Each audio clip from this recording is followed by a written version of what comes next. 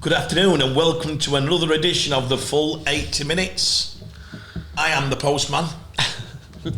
You are John with the money. Show me the money. Mystic Jim. Mystic Mac. Show me Jimmy now. Show me Jimmy Mac. I've lost phone, man. And then on my right, when he's not here, he's the great man himself, the game caller. He's not too well at the moment, so we're all behind him again. I hope he's all right. We all miss him. We don't feel the same, but we'd probably get more views without him if I'm being honest. No. So we're going to crack on and give it someone. We'll hopefully do Mick proud and get him up with a smile on his face when this comes out later on. So listen straight in, guys. I'm going to give a quick assessment of the World Cup final, in my opinion. We've had a couple of weeks, we've had a week now to dilute it. Seems like ages, doesn't it? The final goes. It was inevitable, the result, in most people's eyes. I'm sure we tried to do the results on the handicap to make it exciting. But the Green Machine, too good, too powerful, too athletic, too tough, too fit, too structured. Everything about what Rugby League, that they are that good, we said it from the start. I suppose the people who were stood there saying, can anybody beat the Aussies? We probably all knew the truth. There was only probably New Zealand and England might have had half a chance. New Zealand nearly pulled it off in the semi-final, respectfully so, nearly did, just ran out of steam. Yeah. And people are saying, would England, with a known fixture in a final through kitchen sinking? But I'm all Samoa. I thought Samoa made it a final. I thought at times they were fantastic effort-wise. The ball didn't go for them. They had quite a lot. I don't know if you noticed this, but there was a period in that game when they had a lot of ball. And I think, did they get a sin bin in Australia? Did they have 10 minutes? Am I? Yeah, they had 10 minutes. Yeah, and I watched it and I thought, if they can get one here and then, when the interception come and when the little bits of footy come, it were always inevitable that Australia were going to adjust and just go forward. But I don't want to take away again the effort of what Samoa did. I thought they had 3 or 4 players, and it'll be interesting, guys. There's going to be a World Cup team picked, and we'll try and do one. We should have probably, if Mick were here, we'd have done it today, but we'll pick our best World Cup team from that. I'd be surprised if Samoa didn't get 3 or 4 stroke maybe 5. Yeah, I'm sure, yeah. And rightly so, by the way. If we're going to, Australia have got to have... It sometimes happens with good teams. They don't get a dream team and people go, that's ridiculous. Well, Johnny Lomax. Yeah, it is ridiculous. It is ridiculous. The best players deserve to get in there. Yeah. Can I just say, in the final, I think, before we move on... Well, I thought you moved on. Sorry, I'll let you crack on. So a lot of people say that Joe does that and he's done it again. I think a lot of people say they love me. I'm getting a lot of good comments at the moment and my ego's a bit better than it was. So the 40-20 is the one that, if you're just backing up your point, I don't want you to move on from when they had the momentum. I think the momentum was the highest when he kicked the 40-20 and then the refs missed it. I don't think at this stage, at the World Cup final, you can't miss a 40-20 like that. I think that changed the game. We Wishford challenged it, didn't we? Because that we all said it, didn't we? Just could have got off to a great start, couldn't it? They were playing awesome. They were actually going toe for toe, and then he's hit could have been one of the greatest 40-20s ever seen in a World Cup final, and put Samoa on the front foot, and they missed it. And listen, I had Samoa all the way, but I still think the adjustment had been made. I had a lot of players who I talked to afterwards, and honestly, to a person, they all thought the Aussies still had another few gears that they could have actually used if they'd have needed to go into that level of. There were the semi-final for 25 minutes when I thought New Zealand had them and they were squeezing them. How they come out at half-time and just adjusted into staying round ruck and working forwards of it. I didn't think they had to, you know what I mean? They use this a lot, don't they? They back the defence, Aussies. So they can make a mistake. 95% of teams, when you make a mistake in your half, panic. We watch it every week at every level. There's not many teams in any standard who knock on coming out of yardage and don't go, oh, we're in trouble here. Whereas Aussies, I genuinely think they sit there and they go, what are you going to do? What are you going to do? We can sit here and defend here, and guess what? You'll be tired before us. We're going to sit and defend you. And demoralise you in the process, because that was a huge chance and we've just shut the door in your face. A bit like, to be fair, when I went to Saints this year at Warrington, it were a bit, they were the nearest thing where they went, here's ball, come and get at us. Yeah. The great Ella Hanley once said, the best Wigan side was not totally built on defence. He said, we used to do the kick-off And he said we'd intentionally, if we'd come, we'd kick it on first and just go, come on, because we wanted to put our will on them and bash them and get them short. Because we didn't mind sat there for a quarter of an hour. I think Australia, and if there's one thing we learn in big games, is that we, the other teams, if they can learn to put the application on defence as much as the attack, I think that's what they've got different. You know, if I was at the top level looking, I'd be like, you know what, let's make all this on defence, and we know we can attack. Do you think most teams know they can attack? Yeah. Everyone's got flair players and when you're in position, Crichton, the one-handed, you know, and all this. We've all got that type of thing. But if you look at England in the semis, regrettably, defence cost us. We called the right edge. Defence on that edge cost us. When they ghosted through 2 or 3 times, it was because it was sloppy defence. If Sean Wayne's going to assess himself on one thing, you'd have to say the defence, when it come to that important game, were nowhere near what it should have been. So, and Saints have had, people have been saying about Saints for a while, haven't they? Yeah, they're just relentless. And even Leeds' turnaround this year, it was like we're focusing on the defence and we're working hard, and it is that, isn't it? We said during the game, it was almost, just to reiterate that, almost at a more extreme level, every time Samoa had half a break and half a chance, the scramble defence, they're flying out, and it's almost like the Aussies half in a sick way enjoyed them having a break, so they could then go and a back rower come across the pitch and knock him into touch and go, yeah, you thought you were in there, you've no chance. We've got everything covered, because we enjoy and love defending and shutting you down and showing you that there is no way through, or at most you might get 2. I don't know if it was Joe mentioned it, we all watched the final. There were 2 where Harry Grant got last man. And he's your hooker. Yeah. Harry Grant is covering defence. That's what it was me. And it's ridiculous. You're watching it thinking, how's Harry Grant ended up there on end of summer? It's a chance to show how much you want it and care, isn't it? Yeah. And it's like in football, it's like when a winger runs back and puts or when Wayne Rooney had run back and put elastic shackling, you're like, that's how much we want it. 100%. We're not hanging around, you know, we're all in. And if I'm being fair to Samoa, I'll change it up a bit. I think if I'm being fair to Samoa, I think the Jerome Luai kicking to touch, Australia showed their talent there, because I think Samoa at that early stage didn't have them, of course, because like I said, they had gears, but they started to get on top. And I think one bad kick showed how good the Aussies were. Well, we shouted when it happened, didn't we? Yeah, you did. I'm giving you credit. Yeah, as soon as the kick went bad and the 20 metre, they had that easy start coming out of their own yardage. It was all over. Sadly, they got 2 tries off the back of one kick that in normal games wouldn't be the big. Happens. Is this because of the touchline, guys? Did we actually get the measurements? Is Old Trafford? It's a smaller dead ball area. Smaller goal area by how much? I don't know, but smaller than average. You know, it'd be interesting whether the Why would that make a difference on? But it was a poorly placed kick, because he still kicked it into the dead ball. I know on that one, I'm just on about the overall kicking game. I know what sometimes at Old Trafford we've had teams say afterwards, we didn't realise till we got there how short it was. And I went, no, that can't be true. But I've had it said to me. I'm hoping that Samoa, obviously in the week, someone said, listen, you do know this is 3 metres shorter than what you normally do. But they weren't over kicking, and the Aussies executed 2 last play kicks and got repeat sets. Because they're so accurate. You'd like to think they're so accurate, and secondly, the probably detail will be ridiculous. Do you know what made me think about it though and all? Mal Meninga, he's an old school coach. You've not got no new school with Mal. If you follow him, and now he's come back into coaching.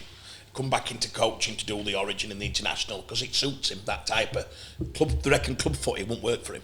Yeah. This suits Mal's coaching style, because he's among stars and he's a good manager of people. Yeah. So he can get a group together and say, look guys, we'll enjoy it. It's good fun.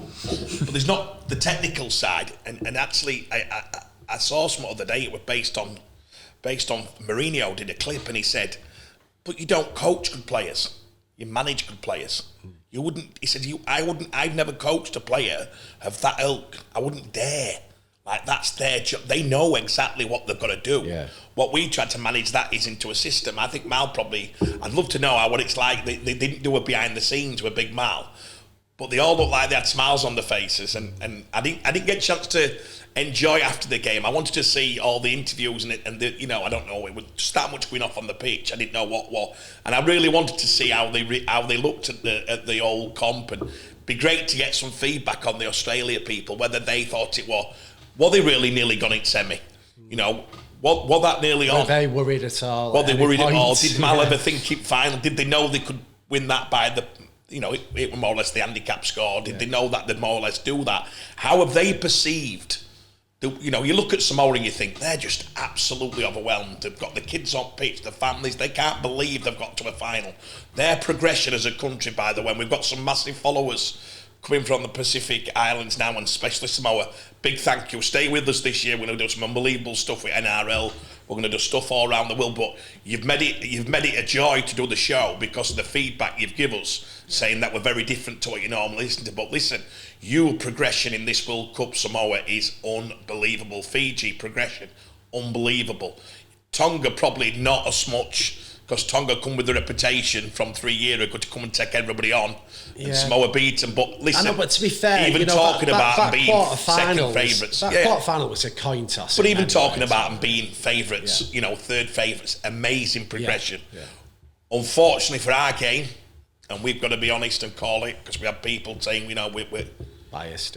Scotland, Wales, and Ireland, and England inevitably come up short. Yeah.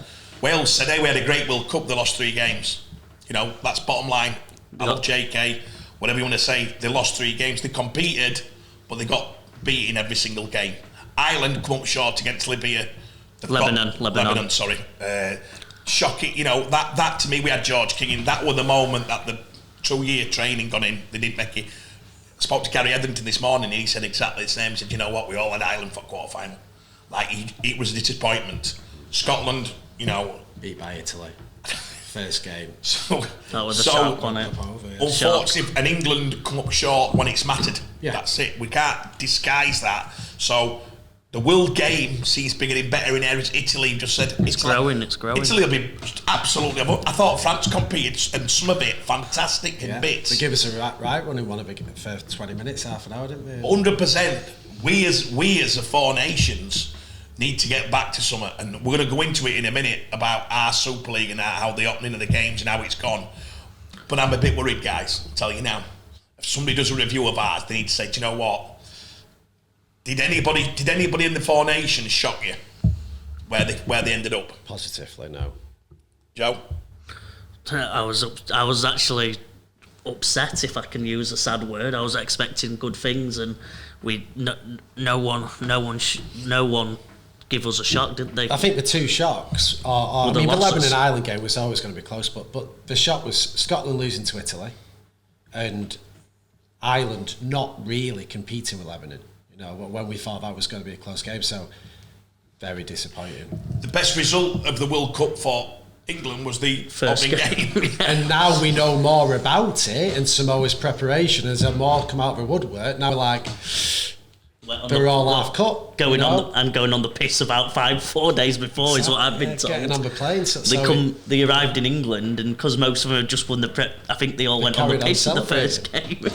So hungover, tired, jet lagged. And it was still an amazing performance from England, but it well, you know, we've talked about it enough. Do you know what? This is a real tough one to take, and I hope this one is said in the right manner.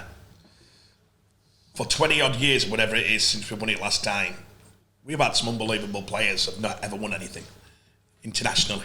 Yeah. You look at it and you go, have we just lost another ones in Elliott and Bateman? I don't know if John O'Meara or whatever, but you know, you look at some of them, James Graham, Jamie Peacock, who have represented the country with honours, Sean O'Loughlin. My favourite, Sam Burgess. Sam Tompkins, whether Sam, you know, I thought whatever my feelings on him playing at that age, you know, and where his legs were.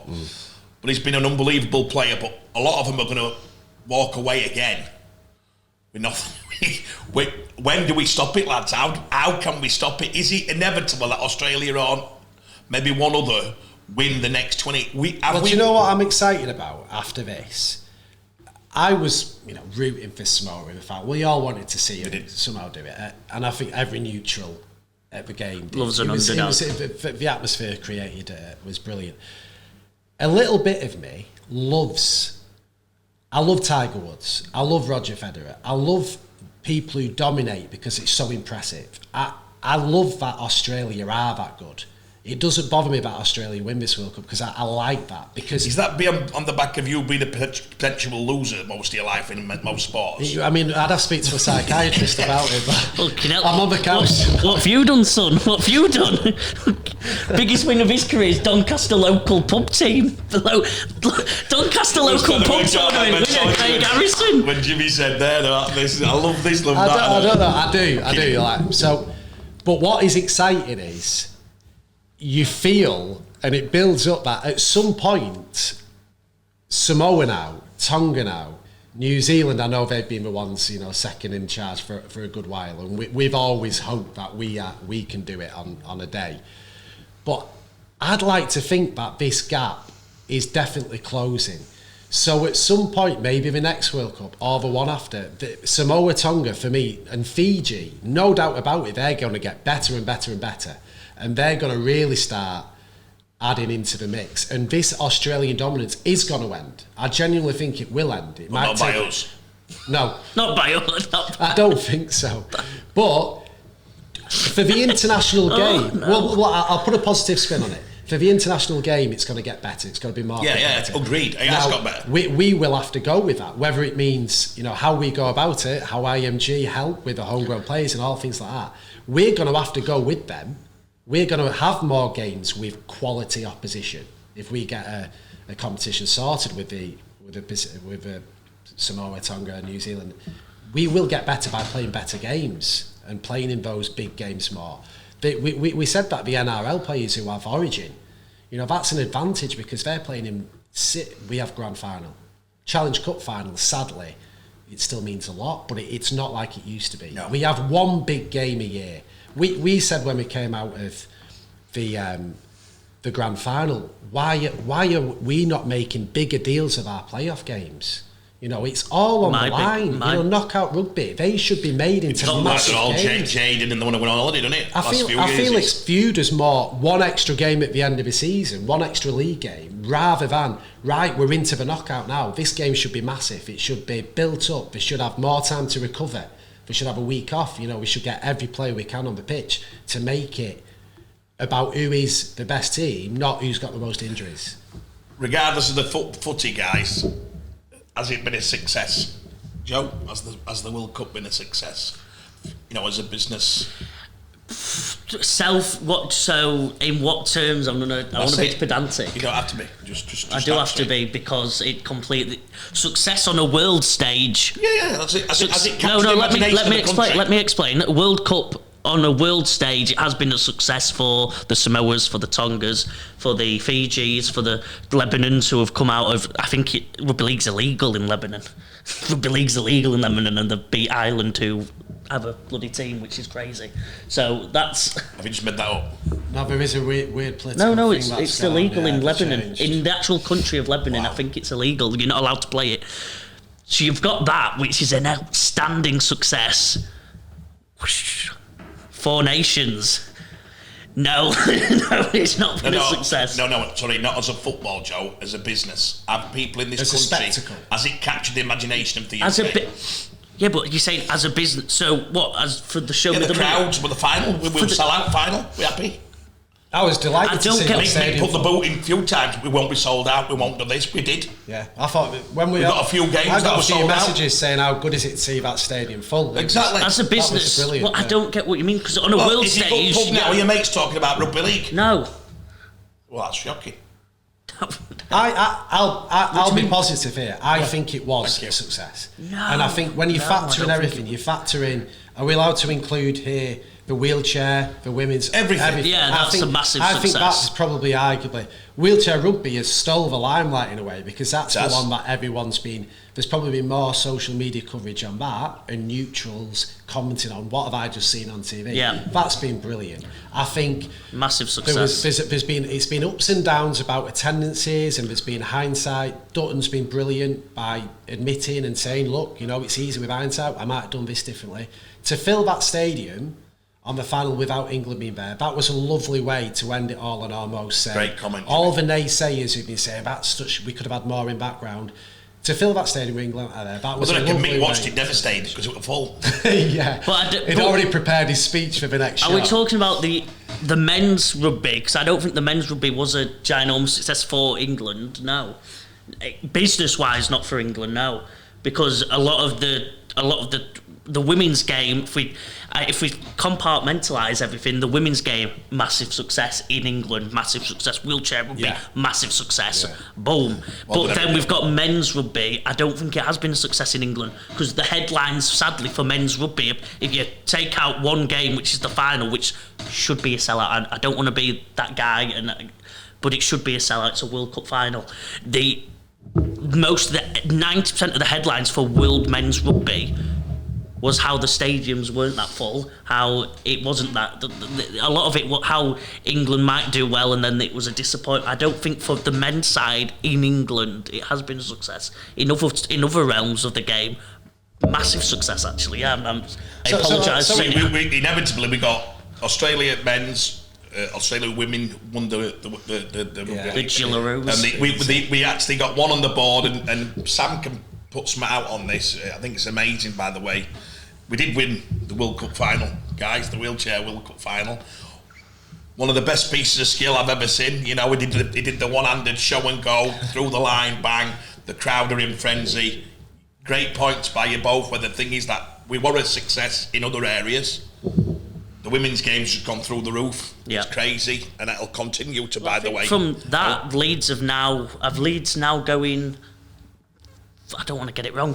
They're not going full time, but they're going paid. They're discussing going full time. Yeah, there's something because of the success of the Women's World Cup. That'll be very hard budget wise because it's all right saying it from the start, but then you'd have to get you don't know how many free tickets are handed out to promote the game. But as a promotion of the game, it's been fantastic.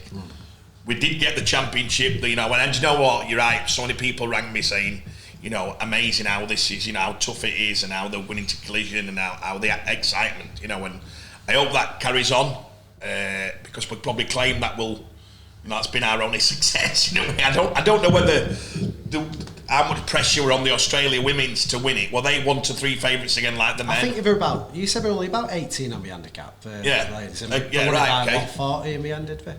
Yeah. So but we're big favourites. Exactly the same as the men in the final handicap. Yeah. It wasn't even an even money double, put it that way. I've enjoyed it. Yeah. I didn't get, usually within the football's just started now, usually within a month, you can go through ups and downs. You're like watching every game, then you think, oh God, it's getting a bit bored. And I think they kept us excited. A few group games that were exciting. Certainly quarterfinals stepped up remarkably. Yeah. I'll never forget the semi-final between New Zealand and Australia as long as I live. Some of my friends who were lucky enough to be there, it was breathtaking watching it. Yeah. Certainly breathtaking. Go down in history as one of the greatest international games. Yeah.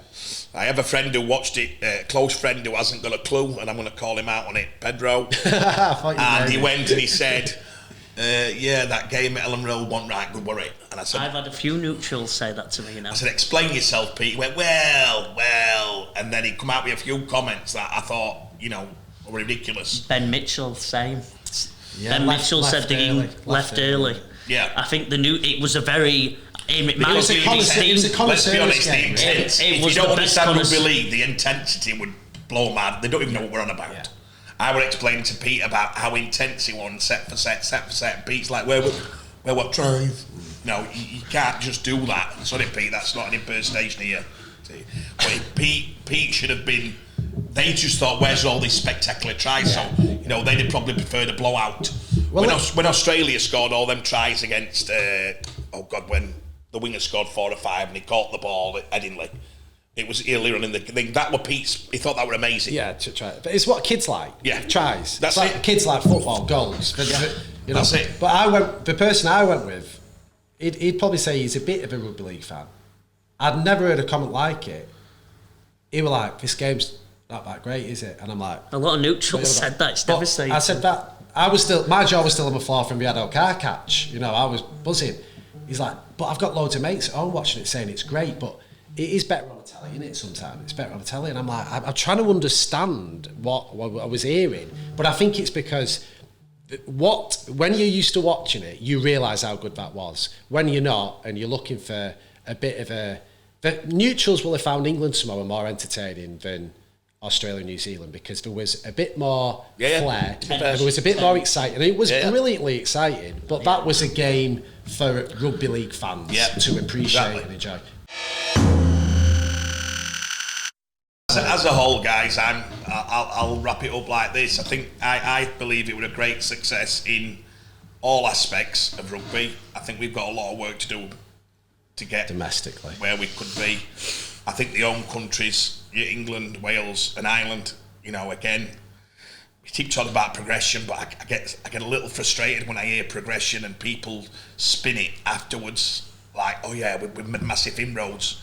It's always things in the background, ultimately it's a results industry and they all come up short.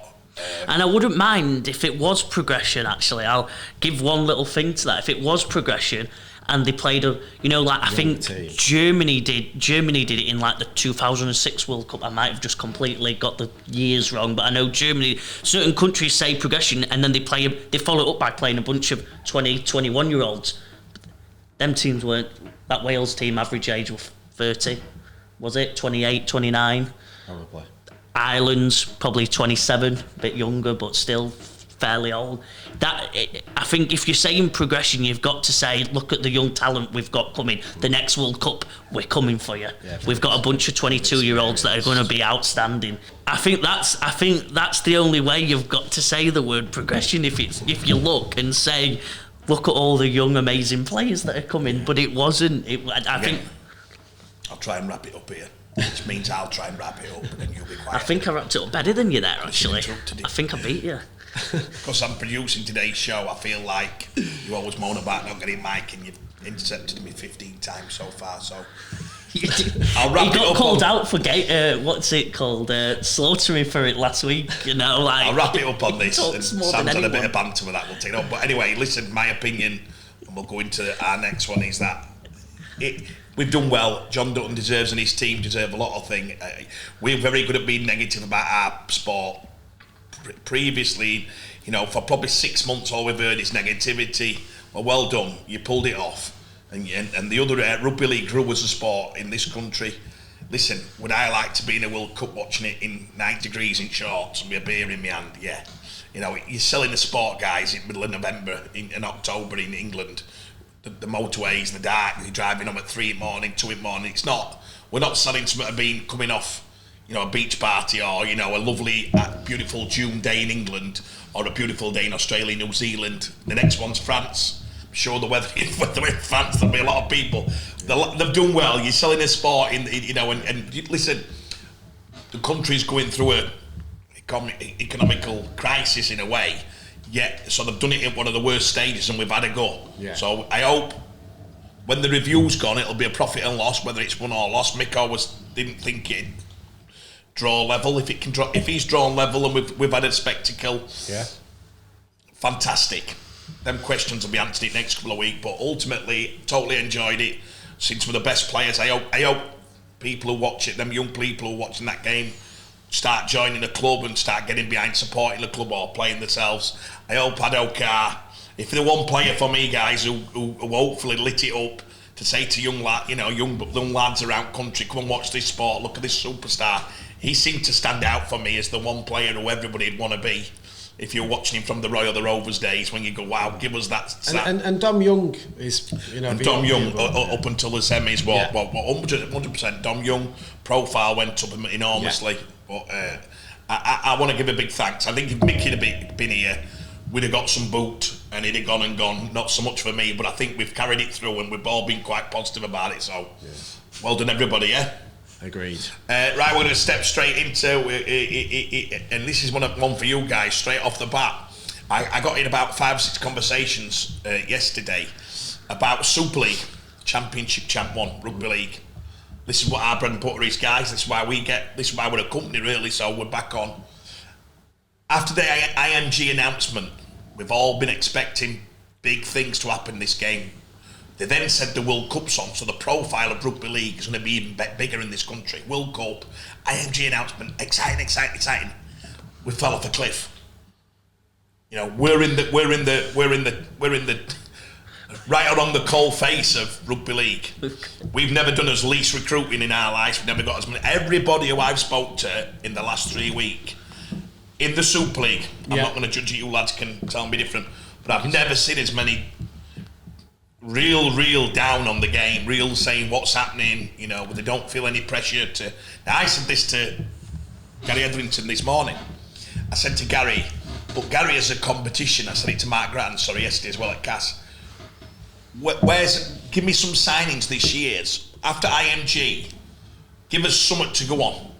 Tell us where we've got all the headlines because this guy signed for this. I think the IMG announcements have the opposite effect. I think people have gone, Q on rack.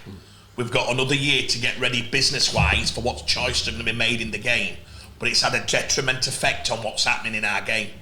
I have had nobody chasing a player. Odd bits, but nowhere near like anything. And I tried to write down, and I hope people who are listening to us, and we've just been quite positive. So this has been brutally honest. This is brutally from honest. one to the other pretty quickly. Can we write down 10 signings, guys, this year that you'd say and knock you off your feet, like you can't wait to go see? You couldn't make that any year. I'm disagreeing with you. I know you're not disagreeing. You're saying we couldn't make that every year. That's not disagreeing. Yeah, you couldn't make that any year, so I don't get your point. I think that the last 5-6 years, the stars that have been in our league, overseas certainly, have emerged as stars after 1 or 2 years. I don't think there'd have been many particularly excited about Brodie Croft, but after this year, people will be excited to watch him. I think it seems like a long time to me since we've signed a player from outside of Super League, which is going to get people to go, I want to go and watch him play. Because when we have got those bigger names, everyone's initial reaction is, yeah, well, his legs have gone anyway. You know, he's coming over here for a payday now. We've not signed stars for a long time, and the reason for that is the salary cap. So I totally, I'm sitting in the middle. I understand what you're saying, and I feel that there should be far more excitement around it, and it should be marketed and promoted in different ways. I don't think the superstar is sadly how it's going to be. But even on clubs, I'm looking at the social media. I'm looking at what's coming out of the clubs. That's the one where I agree with you. Give me any excitement about that. Yeah. That's the one where I agree with you. I think do you think there's anything at all that you've got? You know, what are we on the back pages for now? Apart from the World Cup, how do we get Super League, Champ winning, all the headlines? Where?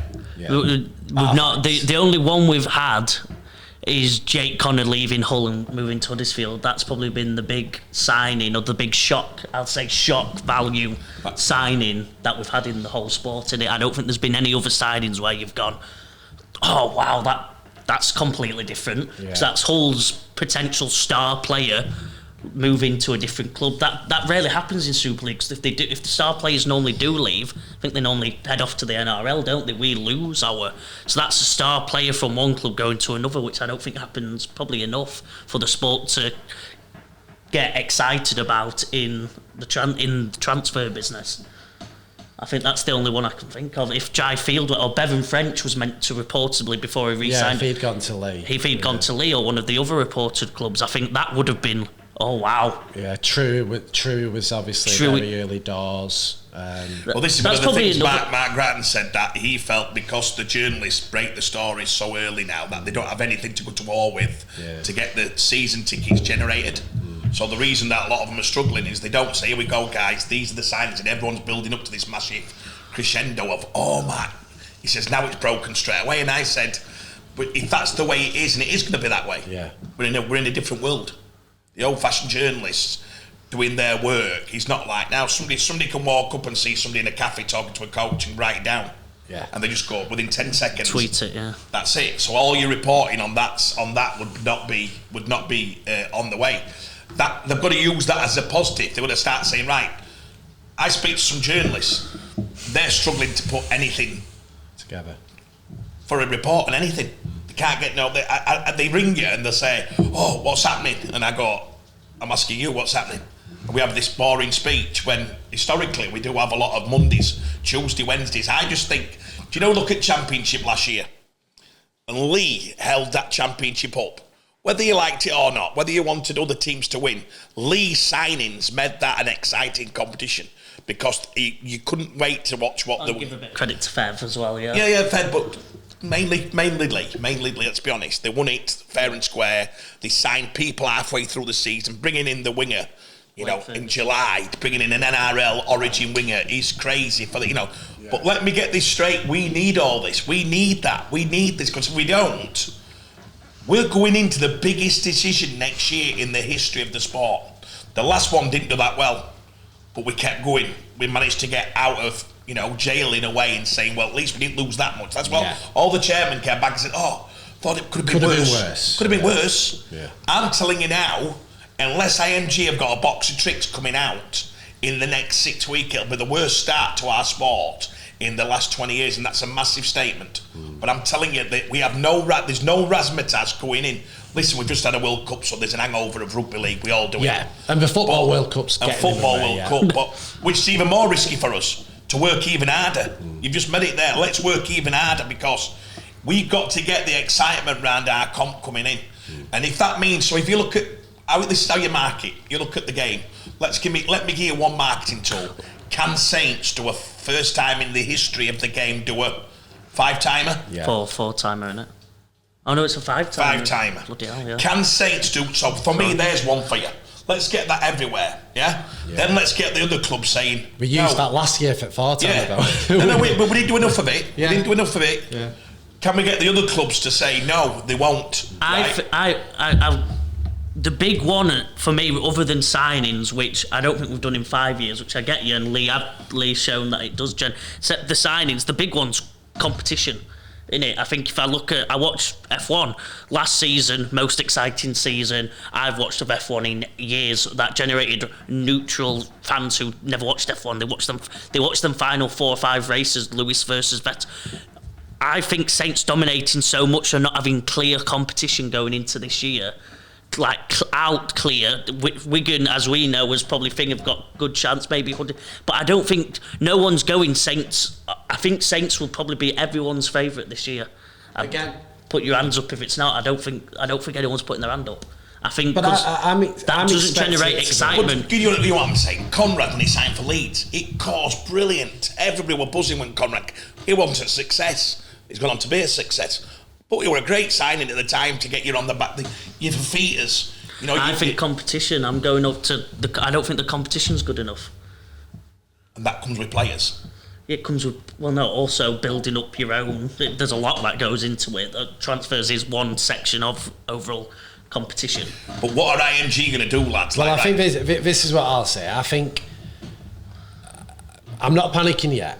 I think that I think we've got to let the football play out. For me, it's about timing. Good marketing is about timing. Season ticket sales slightly different. If they're struggling, but economic situation, I'm sure, is having a huge influence on that.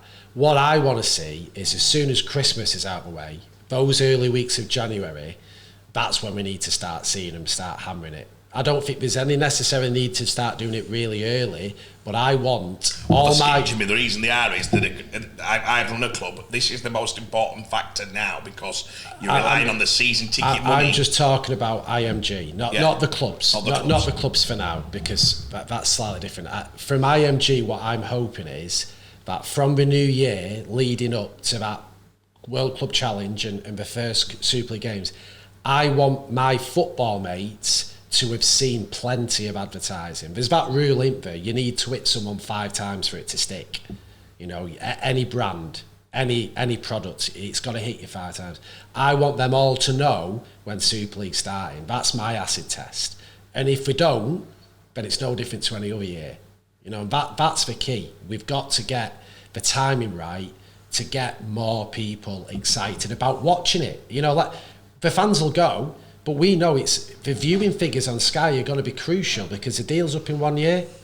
That's when they get round the table again. Those figures have got to go up. We've got to get more people watching it. And my last bit is, for years, I want the game to be marketed on the combat and the physicality of it. Throw in a few superstars, throw in a few amazing tries and highlight reels, but I want it to be, we're going to play in Saints, right? Let's build it up like UFC. Let's have a captain talking. Let's make it a bit feisty. From the Monday onwards, I've always said it. Do it on the Monday. Build it up and build in that rivalry, and let's focus on. Everyone respects rugby because it's the hardest sport. It's the toughest sport in the world. That's what they should. IMG. I want to see him go on that. I want to see him really push that. Listen, I think I said it three years ago. On a Monday morning, if you got a press conference for every single game for the weekend, it should be done live on every social media channel in the world, as much as you can get out there. And every Monday they should get the captains, the coaches, and they should build it up. And if there is rivalry on physicality, is it like when Cass were classic Cass? They're the most skillful team we've seen in the last 5 years. Build narratives everywhere. Even now, every club you mention, build a narrative. Hull. Is it the decline of Hull FC? Are Hull KR now going to go along to be the next 5-year champions of Hull? Yeah. Build that up now. Yeah. Say, is it the changing of the guard? Have Hull KR got theirs right? And all of a sudden get that pressure on. Yeah. Wakey Cass. You know, Mark said to me, "You dare put me in bottom 4 when you do your thing?" And I said to him, "I'm putting you in bottom 4." Yeah. And he's like, "Are you kidding me? Have you seen what the odds are?" I said, "Yeah." I said, "But I'm only looking at what I'm trying to be honest and think." Let's build that narrative. You know, we can't afford a West Yorkshire club to, you know, can we get them up? Have you know, Leeds Rhinos was last year a myth. Can Rowan, and you're watching the show, can Rowan go on from last year? Now, this is going to be hard. You look at Leeds, here's a big one for you. Leeds start off this season, grand finalists. That's pressure for Rowan. That's big pressure. Because let me tell you, if you would have said to me, can Leeds get to the next grand final, I would put them. That's me talking honest. I don't put Leeds. So if Rowan gets 5th or 6th this year, which from last year where he started, you'd go, that's not bad. But now you're going to be they'll be calling for Rowan's head. Well, you know what I mean? Leeds probably go into the season as 4 favourites. Something like that. So if they get... So there's expectation now. Yeah, but even 4th now, because he's got the grand final, I'll tell you now, we've sat with Leeds fans. They were, oh my God, that will go in. So there's that one. Can Leeds... go on, because they've got a younger side than most, and Rowan's done something which is either going to be so exciting. He's gone and grabbed players on what we've dreamt about all my life. That he goes and grab a 40 grand player and his system's that good, I can make that a 70. He's gone for it. The other coaches are sat there. We'll see, come unstuck. You can't polish it. You know, you've all heard them cliches we use. We'll see. Rowan's going to test it, whether it can happen. Whether his system on leg speed and different types of attributes are going to work within a system. Fantastic. Yeah. But let's get it out there. Let's get some out there. Yeah. You know, your Harry Newmans, you know, whether you rate Harry to be top class, world class, Joe's just said about Jake Connor.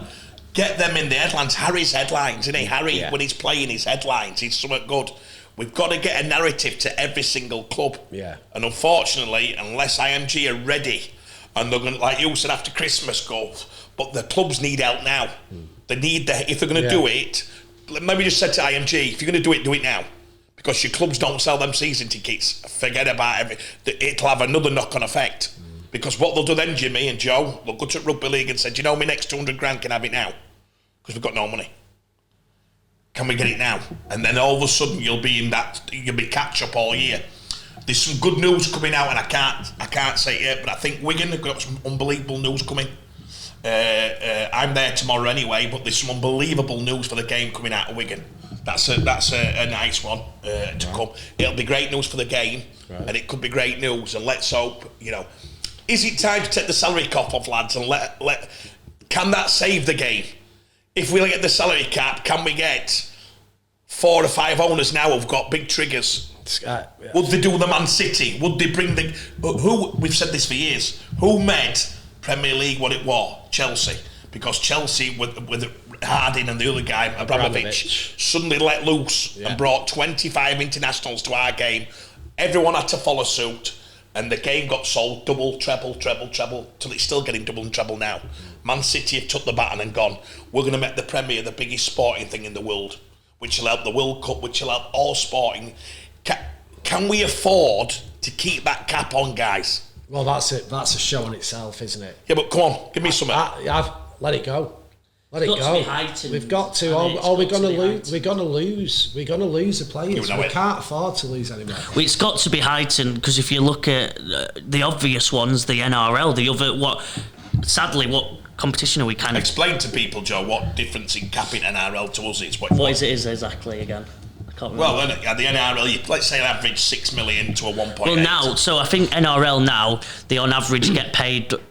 Well, not on average. The stars get paid 800,000, 700,000 English. I think it is. No, Australian.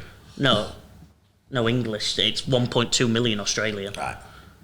Like the top paid players are 1.3 million Australian, so it's like 600,000 English, 500,000 English. Well, the salary cap's treble. It's treble-ish. So we're competing against that. So any star that's in our comp has to love Super League, because otherwise they've got this ball of money over here that they can chase, which they're not wrong to chase, are they? You've all got to look after your own, haven't you? You've got to look after your own life, your own family. You are going to go to the money. We have to heighten it to keep the best, to attract some of the best.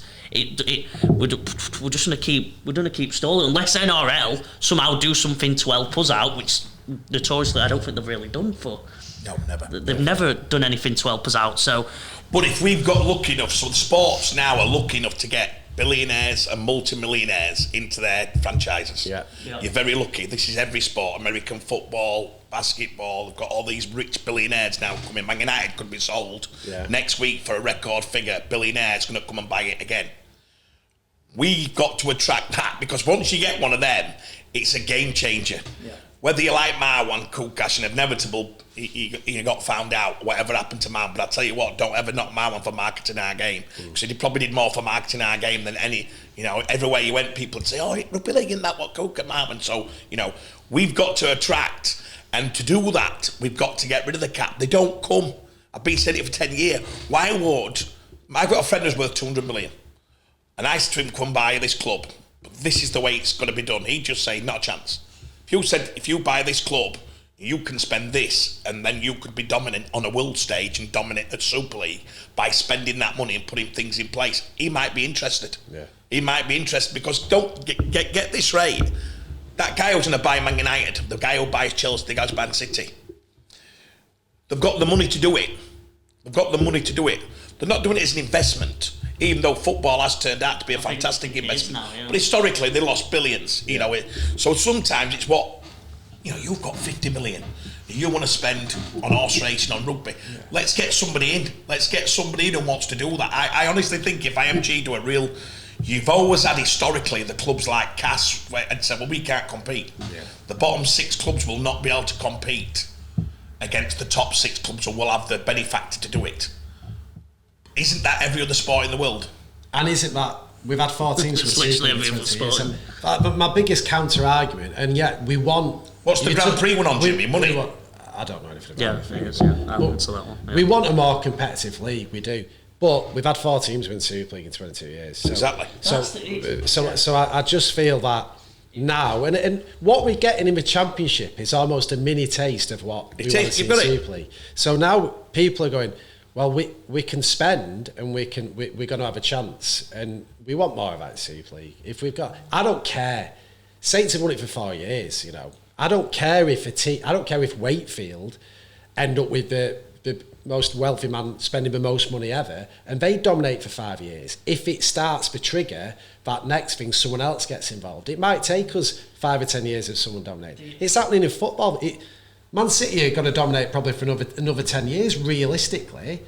But it's not stopping another billionaire by Man United, so there's no reason why we can't just let it go, because it hasn't worked. The salary cap hasn't worked. It's not made it competitive. My mind. Never. And they say never worked. The one on Twitter at the moment, when it was being announced, IMG with the licensing and it's basically turning the league into franchises like American and NRL. The big argument, I'm gonna call him out, he has some good points, he has some ones I disagree with, like Rod Studd was saying, it ruins competition in our game. What competition is in our game? Yeah. Saints are not odds-on favourite. Saints are favourite to win for a 5th year. Wigan and Leeds are going to probably get to the playoffs for the 30th year in a row, minus 1 or 2 years. You know what I mean? Take out for a couple of years. There is no competition in our game. There's 4 clubs who get the best players because them players playing Leeds, them players playing Wigan. Well, they've got the best academies. The top teams have got the best academies. Yes, exactly. So that's what causes. So there is no competition. So what's the difference going to be letting a Warrington go? All right, come on, Jerome Lewis, son, I want your personality in our squad. You want it, mate. I can't get. What's bad to say, Joe, is if that doesn't happen, there won't be anything in 5 years anyway. They won't, exactly. And we're gonna. Why can't we see that? MG have got to. You know what we've had? The first chance somebody from outside the game, without getting the mafia pulling them in, and saying, no, you don't realise this is what we're doing. Yeah. We are going to take the cap off. We are going to try and attract some proper money into this game, and we're not apologising to bottom 6 clubs no more. We're not apologising, champ. We're going to go 2 leagues, and this is what we're doing. And we've got a chance now because we've always been able to have a go at that person who said that. You know, these meetings, people would absolutely cry with laughter if you ever saw a rugby league meeting and how they do it. Well, that's not right. Bloody hell, what's that? That don't mean a lot to me. Well, it's not about you. It's about the game. That can't be allowed to happen anymore. They aren't going in meetings and somebody ranting and raving about their individual club. Come on, it's obvious now. And they are there. Like there's a championship club with someone who's been waiting in the wings for 5 years. Keighley did more for Champ 1 last year than split it up. And they're waiting. They're ready. They're hoping in 5 years they'll be in Super League spending as much as anyone else. But like you say, you've got to give them that pathway to do it. 100%. The only thing I wish, going back to what you originally said, was everything about IMG and everything they've put into place, I love the sound of it. I just wish they'd said next year you are going to be assessed on field and everything else is going to be assessed. I wish they'd said that 2023 is going to count as well. And even if they'd said the weighting is going to be more about 2024, but 2023, your on-field performance is still going to be assessed. 100% should have done that. And it didn't have to, like, if it was 25%, 75%, but they had to put more emphasis on what teams were performing this year, because we had, and it still is, I still think next year Championship is going to be superb. I'm convinced of it. There's not going to be anyone totally running away with it. It's going to be brilliant. The fight for players is going to be brilliant. But I wish they'd get rewarded more for getting in the top 4, or getting in the top 6, other than getting automatic. And if the Championship, there was a couple of clubs, Widnes and Keighley, who very early went, bang, we've got more than $500,000 to spend, we're going for it. So then everyone else has to go, shit, we've got to get involved, or we're another 2 places lower down. And now there's been a little pullback that, well, actually, we'll save a little bit of that for next year now, when we're ready to go. You're 100%. And the problem, you back to your problem is, if IMG said, we are going to judge you this year on positions that will go into accreditation of next year, but also, we're definitely thinking of taking the cap off. That alone, it'd be like, you'd see it, because all of a sudden, I'll tell you now, you could go out and start doing, you will need a year to get the top players to come over here anyway. You don't just walk up and go, by the way, I'm going to take you, because that doesn't work. So you need to, if you are going to take the cap off, you'd have to give it 18 months notice to say, guys, get ready. If you're signing players for now, you've got there's no budget allowance. You'll have anything you want. Do you know what they used to say about it in the meetings? Bankruptcy. So if a money man comes in and he takes off, it comes bankrupt. We've had more bankruptcies in the last 20 years than we've ever had anyway. So the cap's come in and hasn't worked. Bradford alone have gone bankrupt 3 or 4 times. So it's a ridiculous statement to say there's no stability in the sport. Grand Prix, we'll say it again. I'll tell you now, it's done on money. Football has been the best franchise ever by money people coming in.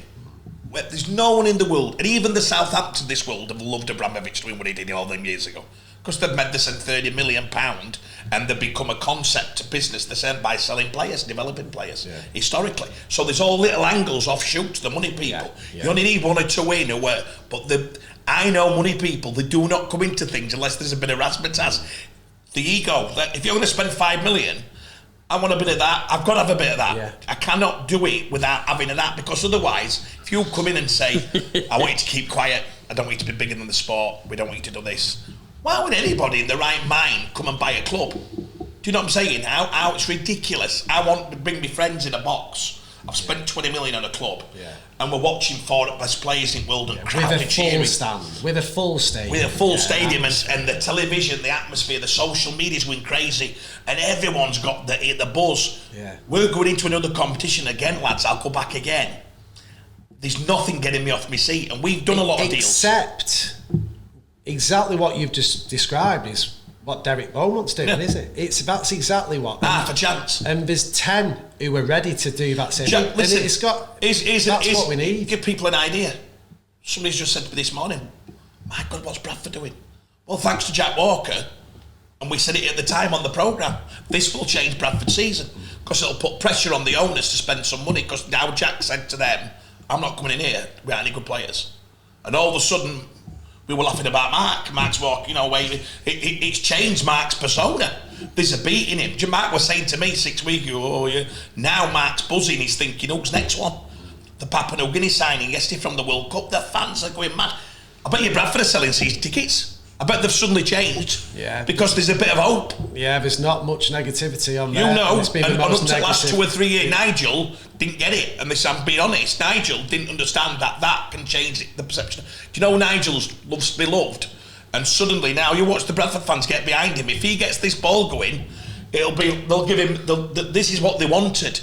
But we haven't got enough clubs doing this, and it's so sad. Do you know if you're not spending cap this year, that should be taken out and chuck them, because you're not helping that Sky deal. How dare you not spend the cap? And we need to get that out in open. Yeah. Anybody who's not sending cap needs to say, you're not sending the cap, but you're wanting part of the Sky deal. Remember, we cut the slice up equally. Yeah. How bad is that? Think about that for a minute. 27 billion split up. But I'm allowed to spend less than the cap to put so that my product is not right good, it's diluted. Yeah. But by the way, I still want an equal share of any money. Well, how was that right? I'll put my hand up. When we did the original IMG shows, I was the one on the opposite end that says you don't have to, as long as you're spending it in building the foundations. I were totally against what you're saying. But I'll put my hand up and say, probably looking now at what's happened, I've not seen them spending that, so they are just taking, no offence, they are just taking the money in elsewhere. Unless if I saw loads of announcements about stadiums getting, bigger stadiums. Wakey are doing the stadium. Wakey are doing the stadium, brilliant. But so I don't mind that. I'm a big thing of saying, as long as you're showing you're spending and investing, you've announced a new youth centre for your club. I don't mind that, Dad. I'll counter you there. I get transfers do it. I didn't put enough on how much a transfer, because I've seen Bradford and now it's there'll be a lot of stadiums. I've seen a lot of Bradfords where how much that's changed Bradford's life. All the tweets are about Bradford. Everyone's buzzing, excited. I probably got that one wrong when I did the IMG conversation, because I was very, as long as they're spending it, we need a better foundation. We need a better foundation, but I think we're more, what I've realised is, which is a bit depressing, we're more desperate than building the foundation, because if we spend 2 years building a foundation, there'll be nothing for the foundation to go to. We need it all so now. I put my hand up and say probably got that one wrong, because I didn't realise, as I'm getting deeper and deeper into it, we're more desperate than probably what we ever realised. Historically, you build houses from the bottom to the top. I think we should start at the top of our house here and drip down. That's what, the old trickle-down economics. It's a big debate in America. Because if you don't do that one now, I'm telling you now, I'll make it. This is not a big, show me said this, it said this. We need to see more of IMG. Now's the time. We need you. We need you right front and in the action. We need you right. What would we call? We're taking the war to the sports. We need IMG right at the front of this, saying we're going to lead you. Yeah. Follow me, and these are ideas, and they've got to throw these bombs and sparks everywhere, and they've got to find Wigan to go and encourage. How do we find these angles and absolutely smash it? Yeah. Let's get behind what's happening. Is this happening? Is that? What we can't afford is silence. No. Silence in this modern day of franchising of sports. UFC, every time I put my thing on, the first thing my YouTube is UFC. Or Andrew Tech, whatever it is. It's UFC, the sport. If you listen to me now, what is the sport? What comes on most things? It's UFC. Boxing's actually, last 6 months, took a bit of a battering. I used to love me boxing. But because Eddie Hearn left Sky, it's left a massive thing in what's happening in the thing. UFC are dominant, sell out. Madison Square Garden, sell out. Because they've got this leader who is just... They said the other day, what'll happen if Dana goes? And that's the only problem they're going to have. Once he goes, we're just, honestly... He's picked his successor, you know. Yeah, but Mick did a thing on. Mick did a thing on how much we've gone down in the ratings of 150 where we stand in the sport. And look, lads, I'm telling you, if we don't get Joe's made a great point earlier on. The women's game and overall, brilliant. It's brilliant. The sport, but that's going to leave a lot of people.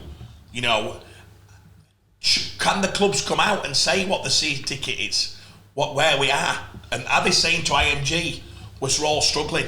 You're right, Jimmy. Economically, it's hard for us all anyway. We've just spent a load of money on World Cup, so people might have had one ticket. Yeah. £200 spent at a game might be their season ticket, and they've chose to take kids to a rugby league game. Do you know what I mean? That's how a World Cup final. We need to know if that's happening. So we then need a plan B. How do we then get some discount to get them in? How can we help the clubs? Is there anything we can do? We borrowed a lot of money in COVID. We borrowed a lot of money that were dished out. Where is that? Is that in pots? Is that still? I had a club said to me 2 days, we've still got some of that to put into funding. Well, but I think the last thing they're doing this year is putting it into players. I've never heard any of them. Honestly, I've just done four chairmans, and not one of them's mentioned players. They're just saying, "Oh, have you heard anything?" As I keep getting, "Have you heard anything?" We need. This is the time now to get. IMG going to show what they're made of, aren't they? And do you know me to tell you the truth?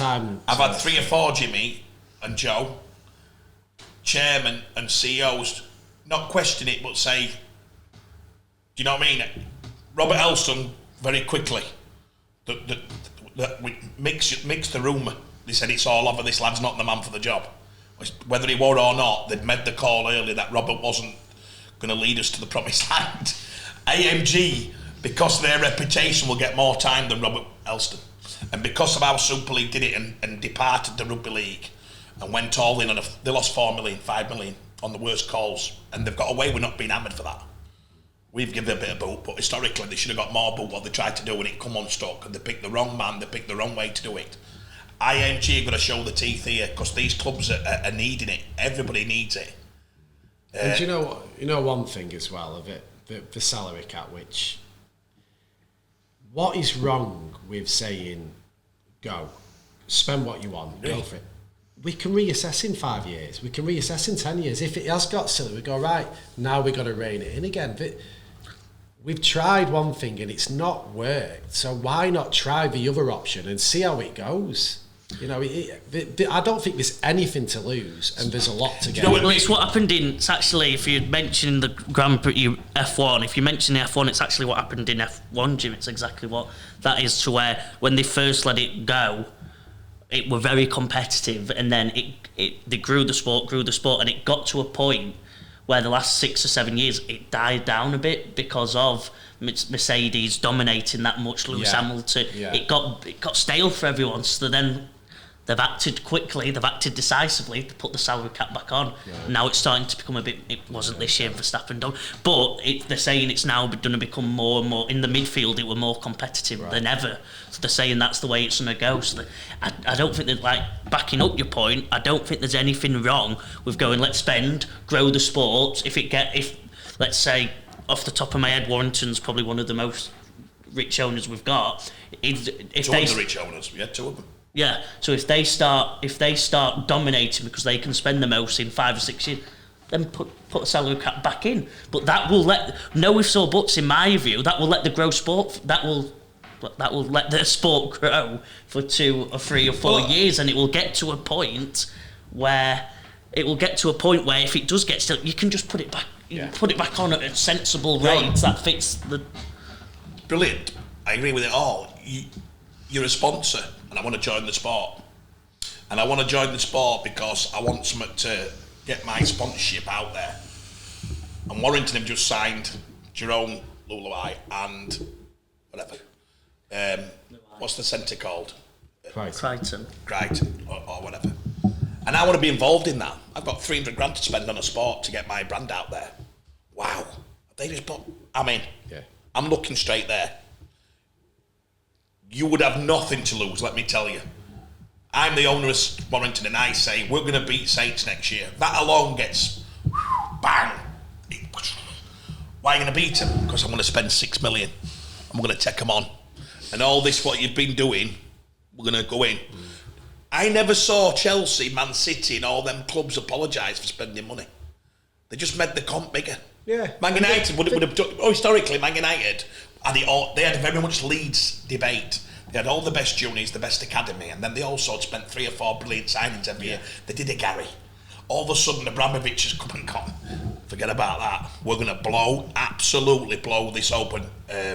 And all the clubs start to follow suit. Even your lower clubs go, we're going to spend as much as Man United. Yeah. We've got one club doing this alone will help everybody, because if you're then ticking over, what I call ticking over in your business, and you're not adding to the comp, get out and find somebody who's prepared to go and do it. Because you shouldn't be in the sport anyway, because you know what you're doing, you're just holding it back. Yeah. But the issue is, Dad, the counter here, I've got to say, is how do you answer the rugby union story? I think our sport might have survived because we've not done a bit of that. Because rugby union have done that, and they're collapsing under the seams of the fallacy of what the base is. But again, I would rather, this is my opinion, rugby union have got it wrong club-wise of late. Because Saracens have gone in, and obviously the salary cap, whatever they did, the fiddle, they got demoted, and they dominated the game for 5 years, historically from your Leicester and Wasps, who were the clubs who were always. I think they put too much emphasis on the international game, that massive. We won't have that problem. We don't have a massive international game. Our clubs are bigger than the international game, so that's a little bit different. Twickenham and the RFU are multi-millionaires out of rugby. All the money's gone into the international, they can sell out. And in fact, Twickenham's been keeping all the game going because that's why they've been doing 8 internationals. Yeah, they distribute money to the clubs. Yes. So that's where I think we won't have that problem. Make our clubs the biggest clubs in the world. We just need, and you know what? If we could get all the owners on here, you'd have your 4 of them said keep it as it is. You'd have your 4 in between camps. You'd have your 4 who would say let's make the comp better. We're going to help you. Derek Beaumont, whether you loved Eggs or not, the Championship fans should have said, thanks, Derek. Thanks for an unbelievable year. Thank you, Mark Campbell, for an unbelievable year. We've got it roller coaster.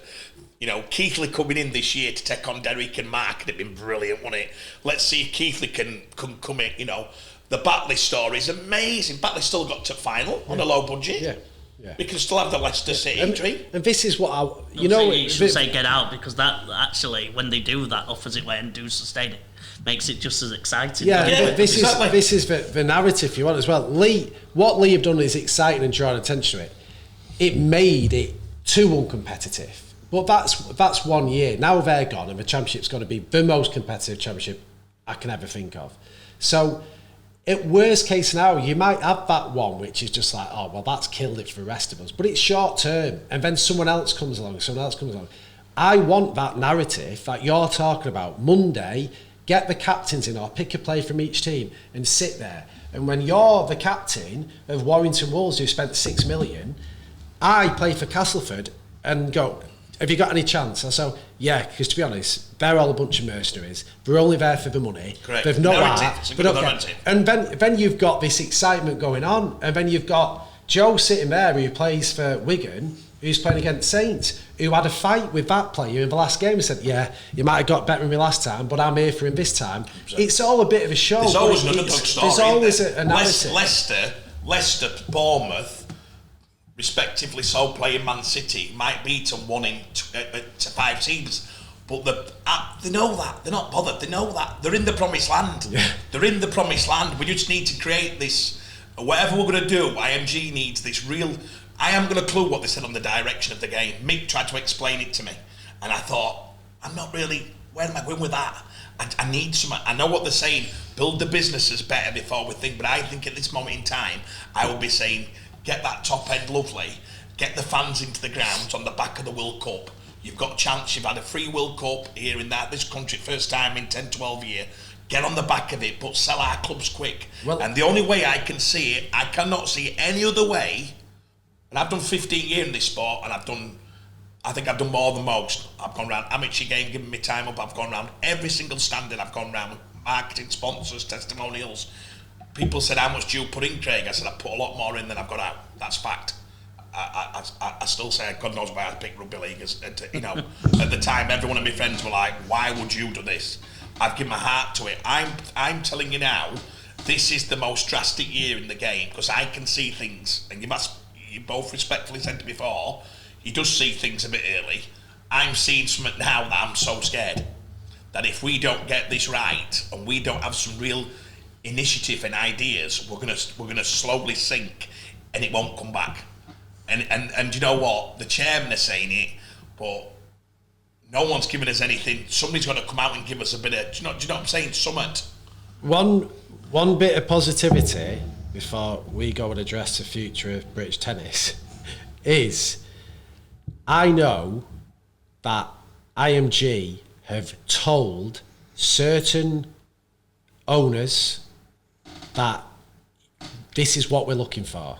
People who are going to invest, and they will be allowed to invest and do whatever they want. The more they want to put in, the better. So wow. I know that for a fact. Exclusive. So that's coming because this particular chairman wanted reassurance that I'm ready here, but am I wasting my time? And they're like, she must talk to Keithley a lot. Is this Keithley? I'm not saying. I am not even saying. But and this won't be one. This won't be one club. This will be numerous clubs who are saying we're ready. Is it worth it, or are you just going to shut the door when we get near? And they go, no. This is exactly what we're looking for. The door is open. Spend. We're ready for you. So I think it's coming. I'm not worried about that. I get what you're saying, but I'm not worried. I just don't know if it might be another 6 months, 12 months before we start to feel it and see it. Because the championship this year is a taste of everyone going, well, let's find a bit more. And they can do it when we try. You know, I'm excited. You're very positive about the championship, Jim, and I'm... Oh, no, it's not my PCAP, is it? Positive. I am. I think this will be the best championship forever, honestly. But there's less spent this year than the... It's going to be more competitive. I'm convinced of it. Well, it's obvious because Toulouse, we're the top 8. I do think there'll be teams that are going to find it hard, but I think the top 8. I would like to be. You've got.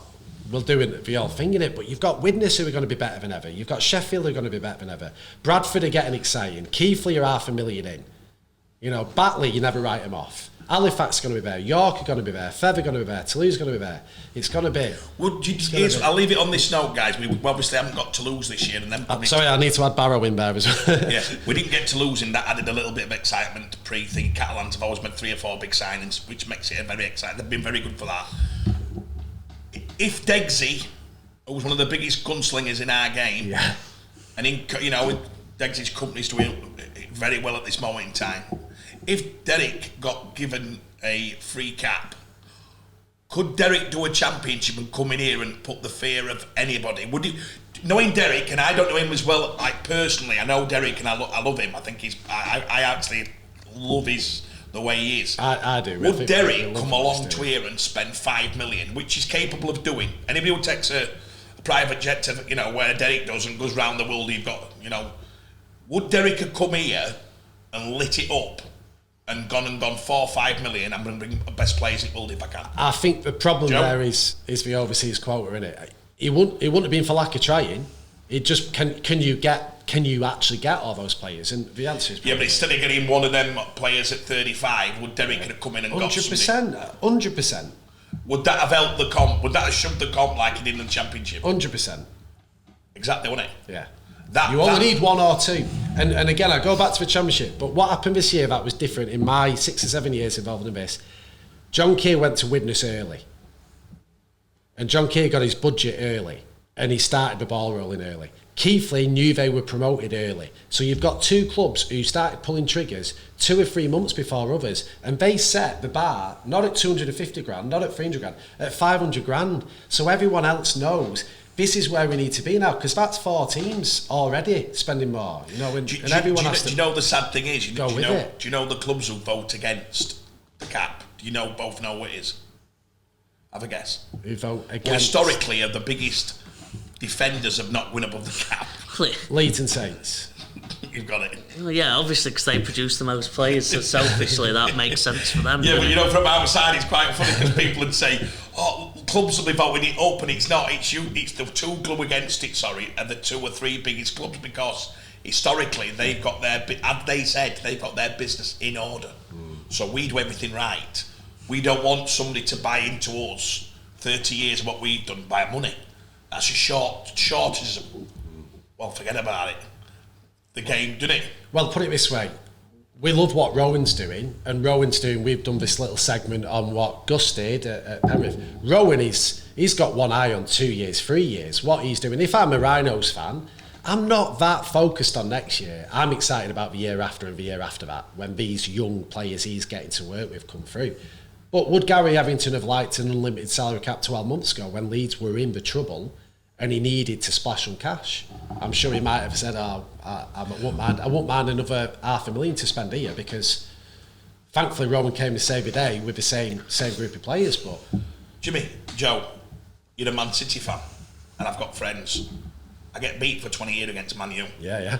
Along comes somebody through that door who said, you know what, we're going to beat these for the next 20 years, and we're going to make them go down. And he's done it. Yeah. Are you happy? Are you bothered at Man City whether he comes in? Are you bothered about a salary cap when he comes through that door and changes your life? So you've got 20. There's a 45-year-old bloke now, a Man City fan. It's about the best 15 years. It's like, he ain't bothered. You know what I mean? It's happening now, isn't it? If somebody comes into a club and goes, I'm going to change everything here.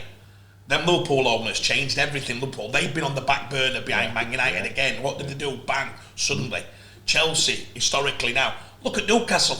They've been in doldrums since Shearer's gone. Yeah.